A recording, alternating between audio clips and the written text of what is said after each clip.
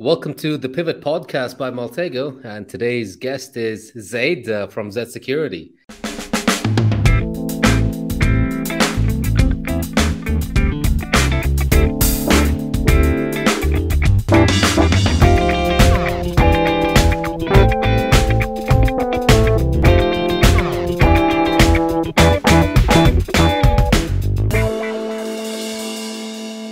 Hello, man. How are you? Good. How are you, man? You all right? Very good, very good. It's another Wednesday. Can't believe we're midweek already. It's May. Time's flying, man. How's things in Dublin? Very good. Yeah, time has been flying. Like I can't believe we're nearly halfway through the year. Dublin's good, beautiful. Weather has got a lot better. It's improving. It used to always be raining in the summer, but now it's actually nice. So you actually get to enjoy this summer, do a few things. But yeah, I love Dublin. Dublin's very nice. Have you ever been? I've been, man. I've been. I tell you what, you can't keep me away from a good Guinness.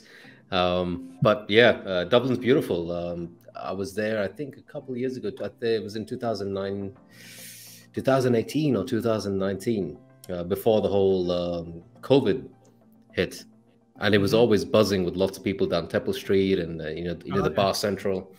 And see some of these videos now, and it's like a ghost town. But I think it's improved significantly, hasn't it? It's back to normal. If you come now, it's exactly the same as it used to be. Might have to drop by, man. Might have to drop by. Yeah. I had my friends visit during COVID, so last November, from the States, from United States, and they still found it buzzing. They still were like, "Oh my God, like what is this like?" And because on a Monday, like you still had people going around Temple Bar and all that, and they're like, "Oh, this city's so vibrant." Well, yeah, it's. I was like, you're not even looking at it properly, like without lockdowns or anything. Yeah. Nice, brilliant. It's I miss it, and I do need to make myself. Do come in. I'll take you around. Sometime. I'm gonna have to take you up on that, but let's get into what we're in for today. It's good to have you here. I think personally, I think you're somewhat of influence, and I think it's really cool to have you on the show. But tell us about you, for anyone who doesn't know about Zaid and zSecurity. What's the lowdown? So my name is Zaid. I'm the CEO of a cybersecurity company called zSecurity. We're based in Dublin, Ireland, and we do right now provide a lot of cybersecurity services. So we do pen testing, consulting, code reviews. We have our own VPN company. We do a lot of training. That's how I started. I started with training, a lot of cybersecurity and ethical hacking training, offensive ethical hacking training. And we also have we've launched our own bug bounty program, bug bounty platform. So cybersecurity company that we're trying to, everything we do is related to cybersecurity, and we're trying to always be keeping up with the updates, with everything that's coming up, and spread education, get people to just be more educated about their cyber world, or their life, because like everything now is online, everything is on the cloud, everybody uses computers, and most of the time people don't ask questions, they don't think about what they're clicking, they don't think about what they're doing, and before you know it, somebody has access to all of your data, your pictures, your everything. I think even for people that aren't even interested in learning ethical hacking and all that, just educating yourself about that is essential in the time that we live in right now. No, absolutely. I think the world moves quite fast, and technology moves even faster. The evolution of everything right now it moves at a crazy pace, right? But let's look at the roots. What got you into cybersecurity, or what are they called now? Infosec and cybersecurity. What really got you into? I like to say hacking, but Yeah, I like that, because a lot of people are scared of saying the word hacking. But what got me into it, I was, I think, 12 or 11. Me, myself, and my best friend, still in contact with him. We just had a challenge of, it was back in the Yahoo Messenger days. I don't know, you probably remember them, but I think a lot of people that listening probably won't remember them. So we had a challenge of just booting, so you'd have a lot of friends in your Messenger, and there was a lot of exploits where you could just get someone to sign up or get their Yahoo Messenger to crash, and it was funny. So started with that, and then we had a challenge of like hacking someone else's, because what's the next step? Okay, I can get you out of your account, but you can log in. What's the next step? Hack into your account. So that was the challenge that me and him had, like who's gonna hack into the other accounts first, and then managed to hack into his account. I loved it. I really liked it, like the feeling that, because it made, at the time, obviously it was an oversight. Whatever exploit that I use, I actually can't even remember. But at the time you feel like you're bending the rules, because obviously there were teams that designed these programs, and you're not supposed to be able to, you know, access someone else's account. And being able to do that, I felt like I bent the rules and I managed to do something that's not supposed to do, or something that is really hard to do. So yeah, that feeling of achievement, I really liked it. And yeah, from there I just started learning more about ethical hacking, or about hacking really. I wasn't really working in it at the time. Yeah, and then I learned that there is actually jobs out there to work as a pen tester, or as an ethical hacker, and it's fully legal. You're not really breaking any rules, and you're not really stealing anything, and at the same time you're you know, you're earning money, you're living your life normally. So yeah, I thought that's what I always wanted to do, because I've loved it, and then I can actually pursue a job in it. So that was my goal. From there I started contributing to a lot of ethical hacking communities and all that, just because I liked it, not because I didn't really have a plan of like getting my name out there so I get picked up and get a job or whatever. I just liked it, and I was contributing. And then eventually met up a few friends. We started an ethical hacking community, or I was part of one of the early people within an Arabic ethical hacking community. Then that got bought up by someone else, and then that person had more of a business mindset, so they started actually offering ethical hacking services and pen tests and all that. So I worked with them as well. The company was called zSecurity, and I also then started teaching live classes. So it was face to face. They would have a venue, usually in a hotel. I go in and I do a boot camp of network hacking. Was back in the day, and that evolved into recorded classes in Arabic. And then the same person that actually done that website said, well, you speak English, why don't you do it in English? Because obviously there is much broader market if you speak English, because most of the world does speak English. So yeah, I did my first English course. That did great. At that time I was actually in college, so I decided to study computer science, because I knew that I wanted to work as an ethical hacker, but I thought there was no, at the time, right now you actually have cybersecurity or ethical hacking courses that you can do in colleges. At the time there wasn't anything like that, so the closest thing I could do was computer science, and I didn't mind doing it, because I thought, you know, if you understand how a computer works, hacking it becomes much easier, because you actually understand how it works. So yeah, I studied computer science, but the goal was still to work as an ethical hacker when I'm done. So I continued learning, like self-teaching myself as we go, working with zSecurity. At that time, I think second year in college, I released my first English course, was network hacking. And then by the time I graduated, I got a job offer from a company, Fidelity, the company was. It was very nice, a very nice job offer. It's always what I wanted, so that was kind of my dream job at the time. The only reason why I refused it is because I thought, I just graduated, I have no responsibilities at all, and if I was ever gonna risk it, this is the best time to risk it, because, you know, I can afford to live on pretty much nothing, or on the part-time work that I was working with zSecurity and all that. So I can afford to live off that. But I thought in 10 years, I'll obviously have much more responsibilities, and that move would be harder to make. So I actually turned down that job, which was one of the most difficult decisions to do at the time. Because like I said, it was well paid, what I always wanted to do as a pen tester in a really good company. But I turned it down, started my own company, zSecurity, and it actually went very well. So I'm really happy with that decision. And yeah, here we are. How old were you when you turned down that job, when you turned down that role? So I graduated, I was 23 or... I would have been 23 years old, I think, 23 or 24, 24 probably. And when did you start zSecurity? So zSecurity. So that was the decision. Okay. Turned down the job and started zSecurity. Oh, amazing! I mean, that takes a lot of gall to make a decision like that, right? So, yeah. I mean, you're young enough. I think you went all in. Well, because I come from a family where everybody, They just kind of got like they got jobs and they just continued with it and progressed Hmm. through their careers. So everybody was like, well, get the job, learn from it, get a mortgage, buy a house, and then maybe start your own business. So everybody told me to do otherwise. So it actually was a very tough decision. Yeah, and I think that the latter part would have taken you into a more comfort zone, and you may not have actually done it in the meantime, right? That was actually exactly what I said because Ireland, you probably know that Dublin is kind of like the IT capital of Europe, and these IT companies are actually really nice to work in. So you get really nice environments, you get a lot of like nice food stalls and free food and lots and game rooms and all that kind of stuff. Like the work environment in there is actually better than my own company even now because obviously they've got unlimited budgets.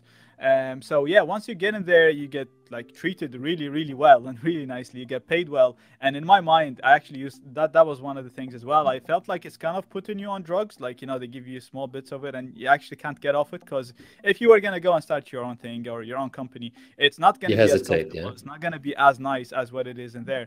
So yeah, I just didn't want to taste. I didn't want a taste of that because then maybe I would have never actually wanted to do this. No, absolutely. I think that's pretty cool. But so you went down this path. You've set up your own company. You've made this decision to get there. What is it like being a teacher? I mean, I like the whole instructive methodology. I also really enjoy running like little training workshops and training programs. Not that I do it on the scale that you do. Obviously, this is something that we do for clientele during trials and POCs and such. Hmm. But what is it like doing it full scale like you do? Yeah, so like I said, when I was younger and I knew about ethical hacking and pen testing being a job opportunity, I actually never thought of teaching it. I've always thought of working as a pen tester. Didn't really think I would enjoy teaching it. But once I did it, I actually loved it because, first of all, I get to do the pen testing anyway in the times when I'm not teaching. Also, before I can teach something, I have to get really good at it, even better than. So sometimes I actually know how to do something, but I don't fully understand why it works that way. Like I know why it works, but not like down to the core of it. The But for core, me to yeah. go ahead and teach it, I have to like understand every single aspect of it, every single possibility of how it happens. So that actually widened my knowledge in a topic that I love. So that's why that was a big perk. And the last thing also was the feeling you get when you get feedback from your students. So this took a bit of time to actually start getting these nice messages and all that. But every now and then I get a message from someone saying I used to be, in a very bad situation. I don't have to explain what they're like, but in a very very bad situation, and either your course started me or put me on a path, or your course actually got me to a level where I'm doing my dream job, or where I'm fixing myself, or I'm fixing personal issues that I had. So it actually just feels really good because you feel like you're actually giving back and you're doing something good, and it's just really nice energy you get back from them. No, this is really cool, right? So, something I love to touch on, and this is prevalent with a lot of our guests on our podcast as well, is the passion to actually do something like this. So Hmm. obviously you're passionate about hacking, you're passionate about teaching, but what's actually very interesting to see is those who are also learning the topic and how passionate they are. Are they actually persistent enough to get into this kind of the mental shift of just not giving up until you break that next wall? Hmm. Hmm. So do you also do some sort of motivation topics with your students, or is it? No, I actually don't.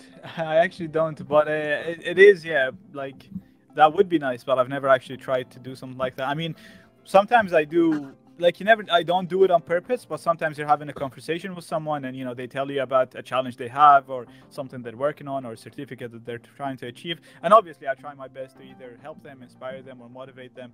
But I don't like, there's people that just kind of publish videos about inspiring people or motivating them and all that. I haven't done anything like that yet, but it might be something I would consider in the future. I would like to do more of that.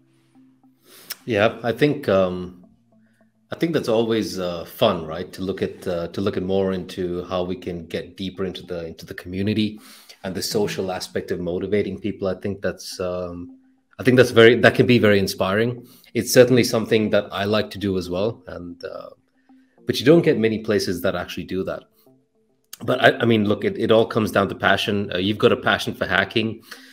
What else have you been trying to hack? Like what are you? I know your hobby is hacking. I can just imagine that your number one hobby is hacking, right? Yeah, yeah, that is. Yeah, other than hacking, I mean, I go to the gym. I really enjoy training. Now, I don't compete or do anything like that, but I have been consistent for like, I don't know, 7, 8 years. Um, yeah, maybe more. I'm kind of old now. I stopped counting. But yeah, I just really enjoyed it. It's nice to go in, kind of zone out, disconnect, and it just gives you a really good feeling. I really love cars or kind of motor vehicles in general, motorbikes, cars, sport cars, all that kind of stuff. So something that I'm planning on doing possibly in the future is maybe work on a project bike Oh, at home and kind of always have it as a project until it reaches a stage. Adrian, my best friend, he's been working on a project car forever, and I think he'll continue working on it forever. So it might be yeah, something like that. Yeah, so that might be it. yeah. The becoming a petrol head is quite the addiction, isn't it? Yeah, it is. Yeah. Um, but tell us about this. I mean, we're on a podcast where we're talking about passions and we're talking about teaching, and obviously it's the pivot by Maltego. So let me spin you this one. We know you're a friend of Maltego. We know that you do use the solution once in a while. What have you been doing with it lately? So I mean, can't really tell you what I've been doing with it lately, can I? You know, I'm hinting towards hopefully getting something out of you. Yeah, I mean, usually I use it for what we do in teaching in the classes. So a lot of the time when I'm targeting either myself or someone that I know, because that's always the best way of doing it. Also, because the information you get, you can confirm that that's actually correct, and it's also scary by knowing, okay, this is available. I need to do something about this or that kind of stuff. So yeah, but it's very interesting. The main reason that I love about Maltego, and I say that a lot in my courses, because let's be honest, there's a lot of tools that are trying to do what Maltego does. But in my opinion, Maltego excels at the graph that you get with it. I don't think I'm the only visual person. I think it actually makes a huge difference, the graph that you get, because you can just put it on a big screen, look at it, and you start building up whatever your goal is. So your goal isn't always pen testing. Maltego can be used for investigations, for a lot of other things, but having everything there on a graph, it just makes it so much easier, because you even see it in movies where somebody's investigating something, they actually start drawing it and putting it on their own board, and putting strings between them or lines. So you have that straight on your screen, and from there, once you see it there, and I show that in my courses as well, like once you have everything in front of you, you could think of, if you're doing an investigation, then a lot of things are just going to pop at you. You actually don't need to think about it anymore. It's right there in front of you. And if you're doing what we do, which is pen testing, you're gonna, so many things again are going to reveal themselves, and if they don't, they're just going to help you build a very strong strategy to achieve your goal, to get where you're going. I know I'm keeping this very abstract, but that's what it is. It can be used for so much, so I'm trying to kind of use the right words to say what you can do with it, which you can do so much, obviously.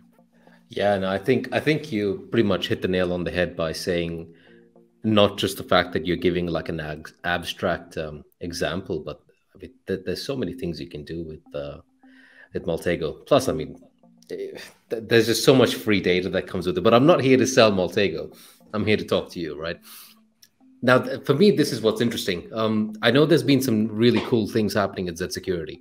Tell me about your the bug bounty platform.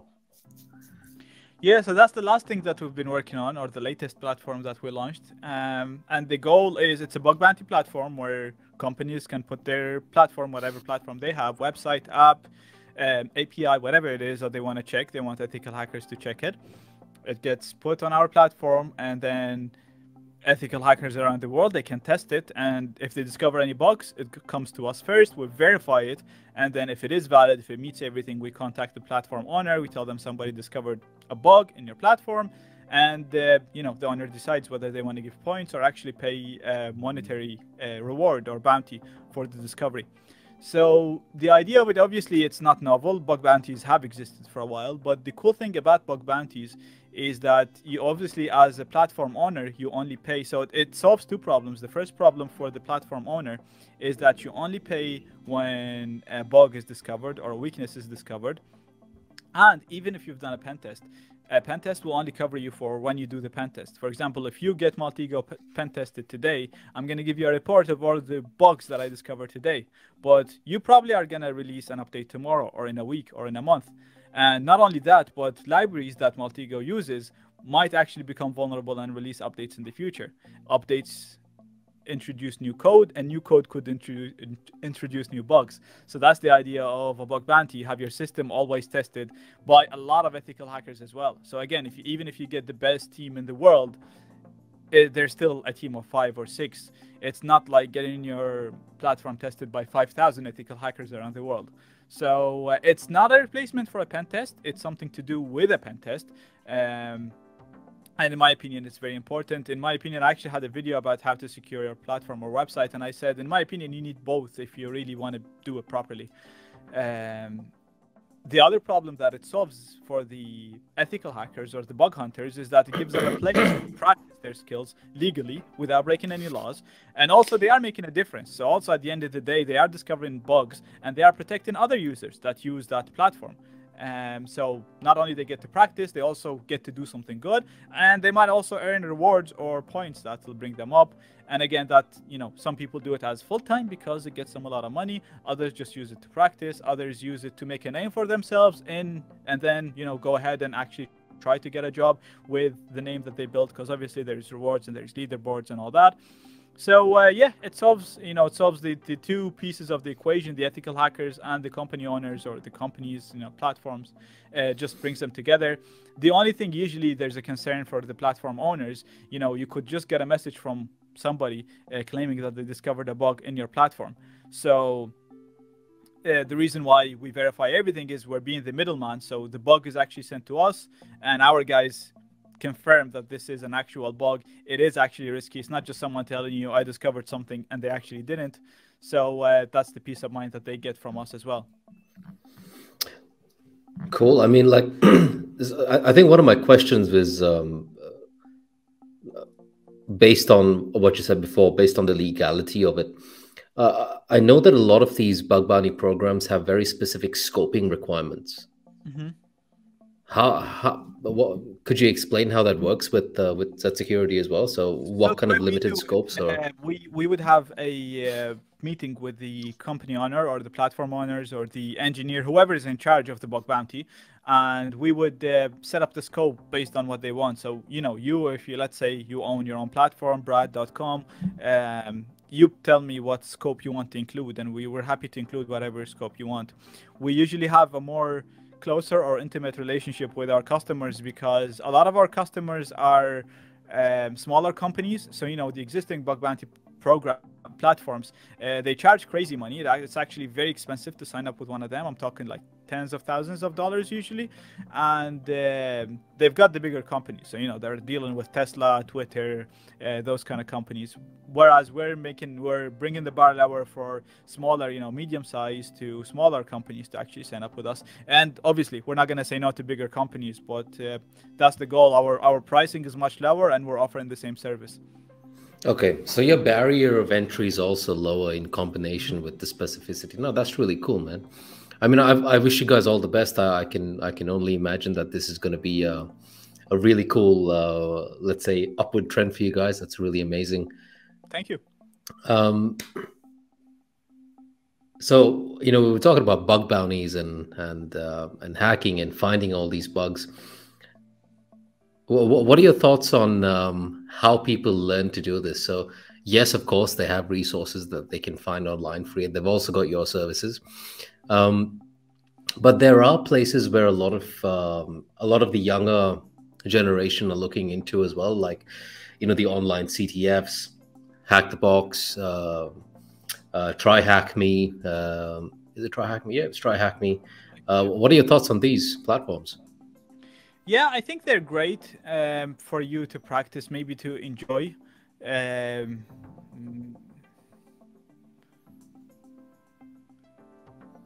Can I say bad things? I mean, you can say it. It's not a problem. I don't want to. I don't want to I do mean, that. be as open as you want. I think uh, you can say what you like. Just maybe don't mention a brand, but you can be as Yeah, open as you like to. yeah. I mean, I think they're great for entertainment, and some of them are actually really good uh, to learn to learn actual skills like try hack me. But a lot of other CTF platforms are they focus too much on the gamification element, in my opinion, and they Mm, forget about realistic scenarios. I've played with some of them, and sometimes I'm just looking at it, I'm thinking this will never happen in a real life scenario, or this is yeah, just made, like it would be a very difficult box and it's got like a really high difficulty, but it's only really difficult because it's more of a riddle than it is a pen testing scenario. Or it's not difficult, like it's not difficult in terms of skills. It doesn't require you to learn more about whatever topic is trying to teach you. It's more about kind of solving a riddle, or playing with it. So and it's fun. It's more of a game. I actually remember when I was learning, there was a lot of platforms, but they called them games. They weren't actually called, ethical hacking platforms or teaching platforms. But I think, marketing, marketing a training platform is better than marketing a yeah, game. So yeah, some of them kind of focus too much on the gamification, but at the end of the day, they are good. If you enjoy them, like it's still good. It's still fun. If you want to practice properly, in my opinion, bug bounty programs are better. A lot of the time people ask me, how do I start with bug bounty? They just go ahead, sign up and start testing. Like it's not that hard to start with bug bounty, because obviously you're actually testing against real websites. There's also a lot of platforms outside,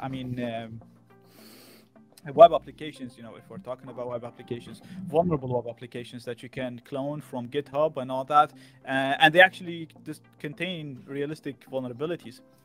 You yeah. have, Google Gruyere. I don't know if you remember Google Gruyere.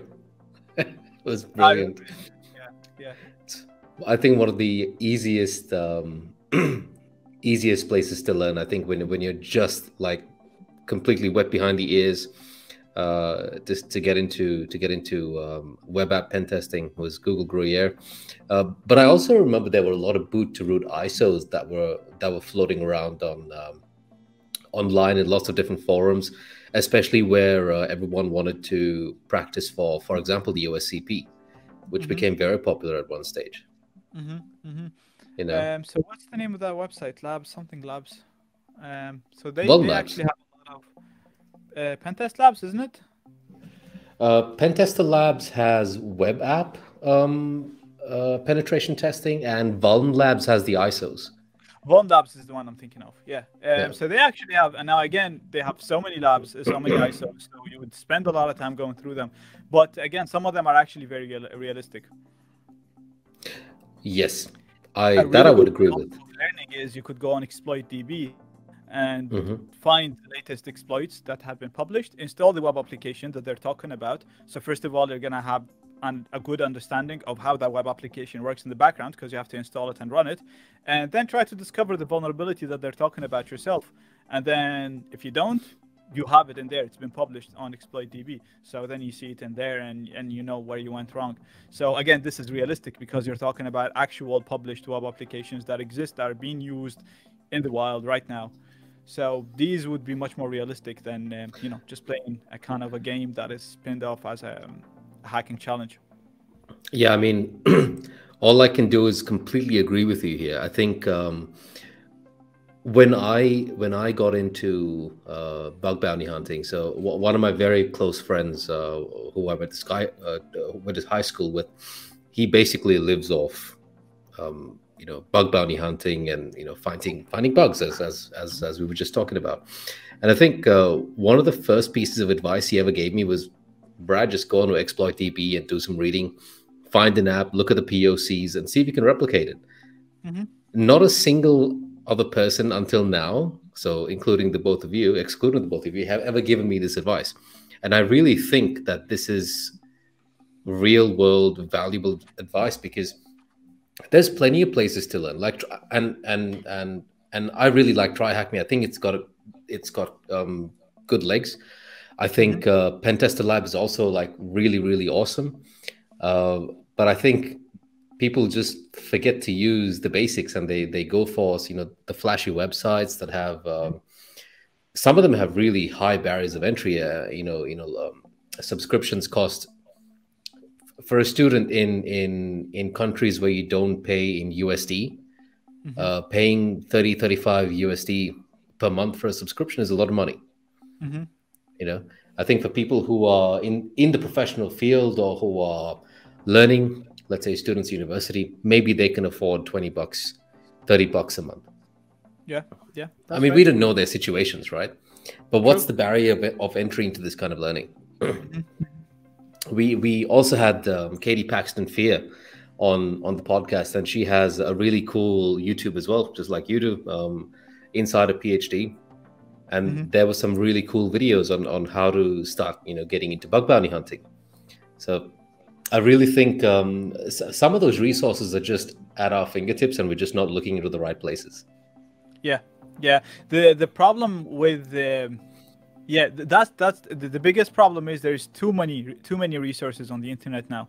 So there is a lot of good resources that you mentioned there, but they're buried within a lot of bad resources as well. And for somebody that is just starting and they're just gonna type bug bounty on Google, they're gonna be overwhelmed with the amount of data they will get. And there is a lot of good stuff, but you don't know on which page it's showing up, and you don't know how long it's gonna take for them to actually reach these good resources, and that's why it takes time.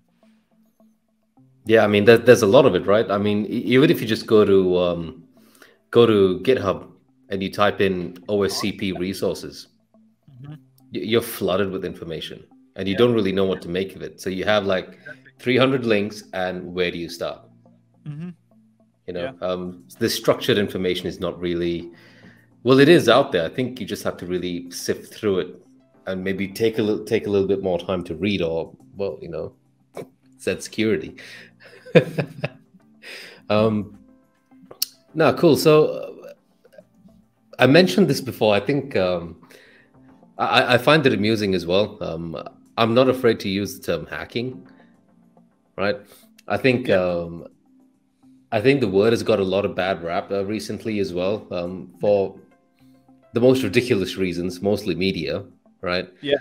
But hacking is hacking, right? I mean, you find a new way to cook chicken, and it's like you're food hacking, Yeah. whatever it may be. You Or know, life hacks uh, or whatever. Yeah. exactly. What are your thoughts on this? And the whole red teaming, blue teaming, purple teaming, and I mean, there's a lot of buzzwords out right now as well. I can see you laughing. I know where this is gonna head too. So Yeah, yeah, I really don't. Yeah, like I can't. I don't see anything wrong with using the word hacking, and I actually think it describes hacking very well. The word hacking describes hacking very well. So I don't see why we need to come up with different words to describe the same thing. Well, I know why, but it's annoying that we actually have to come up with that. So the whole thing of like red teaming and blue teaming, like saying that I am a red teamer, in my opinion, makes no sense because I could play football and put a red T-shirt. That doesn't imply the skill that you do. If you're a hacker, you should be able to say that you're a hacker by knowing. If hacking does not make you a criminal, you're only a criminal if you commit a crime, and there's a lot of other crimes that you can commit other than hacking. So like the word hacking shouldn't mean crime, or hack shouldn't mean crime.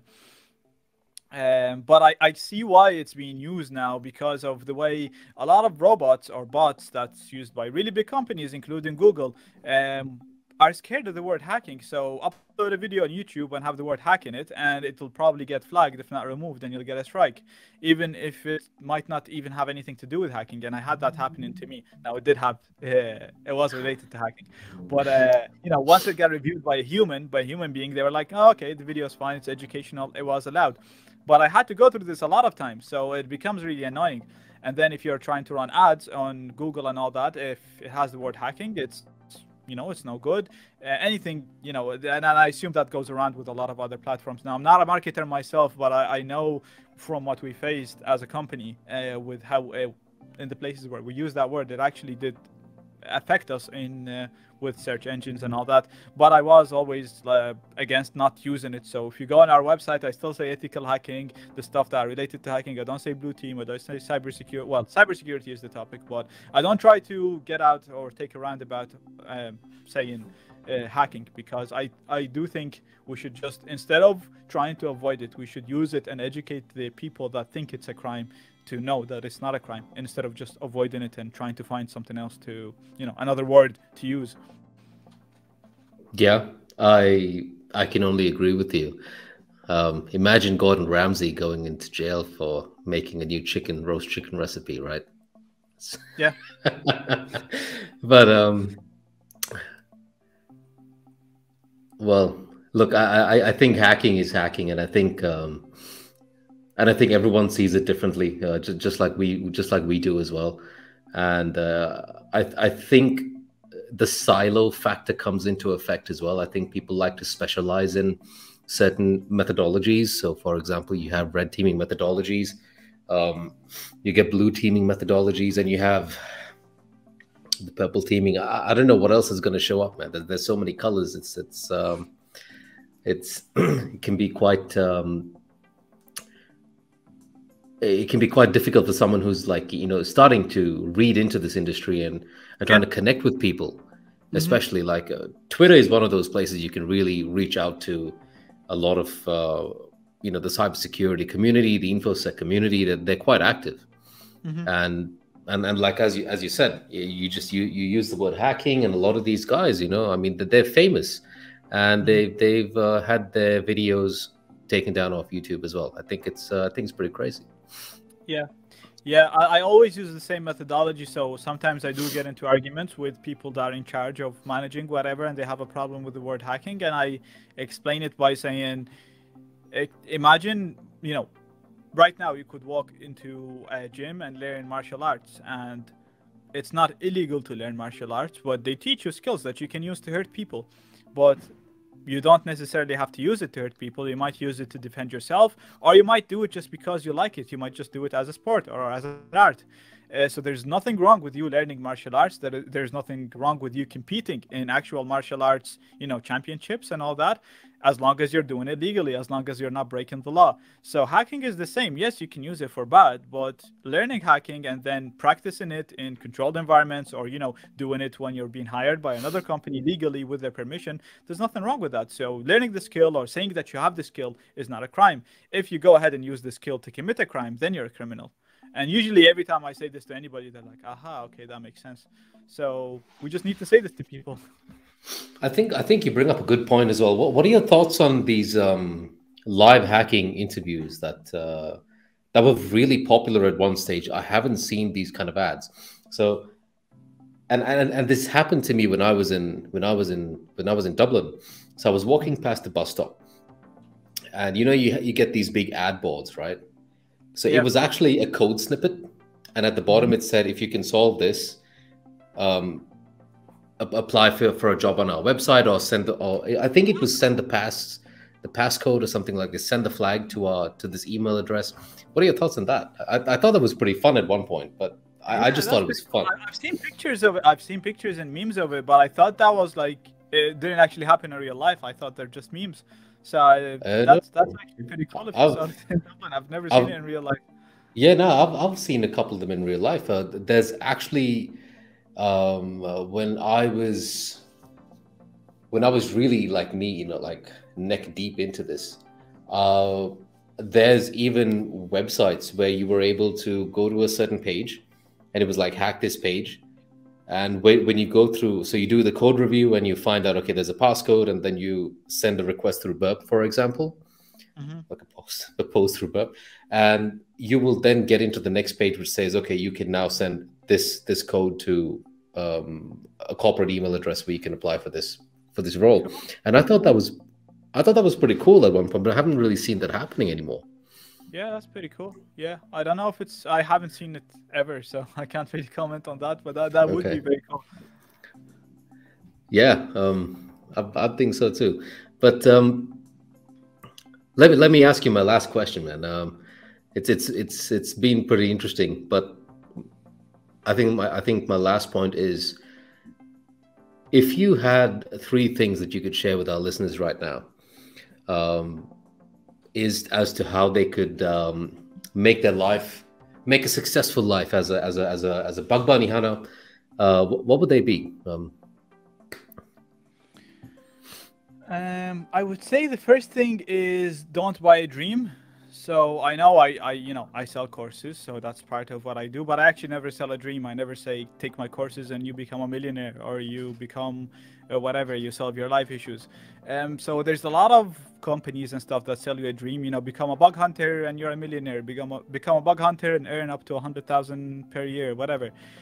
Don't buy a dream because you know you can earn a lot from bug bounty, and as being a cybersecurity expert, whatever, you can actually get paid very well. But you can also get paid very well doing a lot of other jobs, being a chef, being whatever.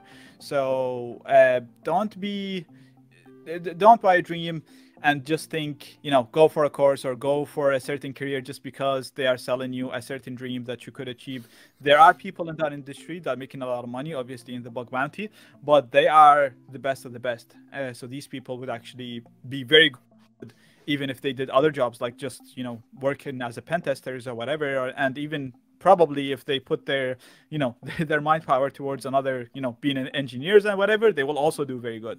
So not saying that people aren't, and whoever you are, you're not that good, but just saying that the ones that you see in the news earning millions and stuff, they're amazing, they're really good, and they're the top of the top. Not saying you can't reach them, but just saying don't buy a dream. If somebody's selling you a dream, don't buy it. They're glorifying a certain a profession, and it actually happens a lot. It even happened with MMA, in my opinion.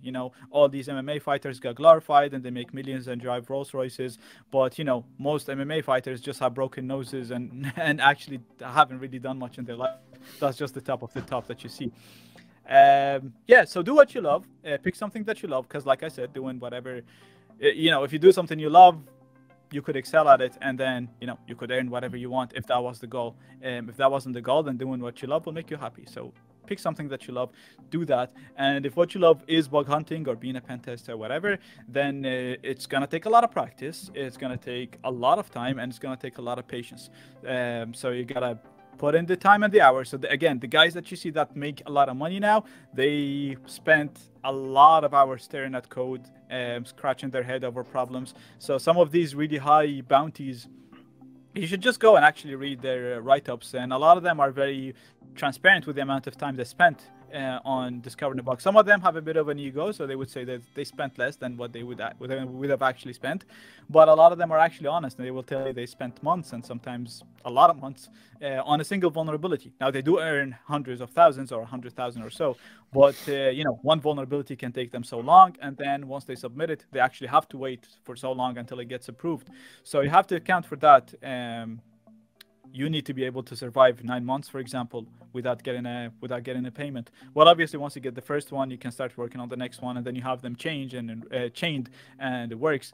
But yeah, even before you get to that level, it's gonna take a lot of practice. So spend a lot of time learning.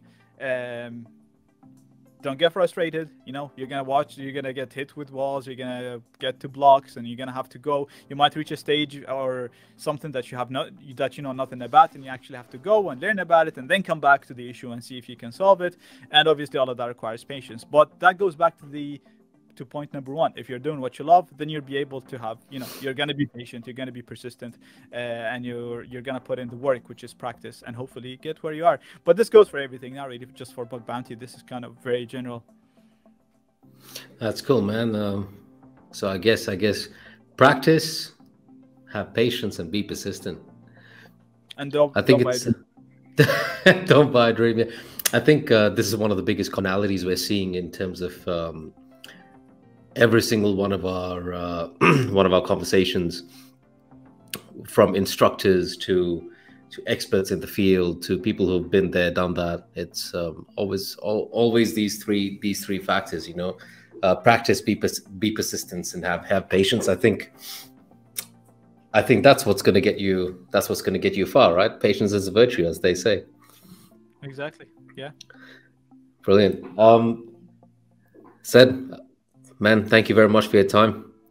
You're welcome. I do appreciate it, man. It was a pleasure. It was a pleasure. So you take it easy, and I'll catch you on the next one. You too.